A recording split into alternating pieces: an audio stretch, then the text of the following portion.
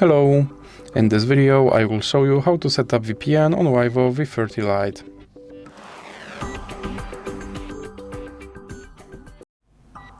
So you have to start by opening your Google Play Store, then click on search bar and type in Turbo VPN and click search. Then select this application and click install.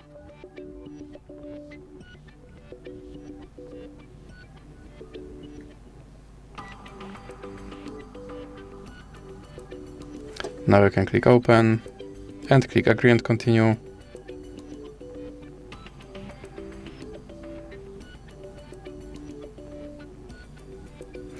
Then you can close this ad, click allow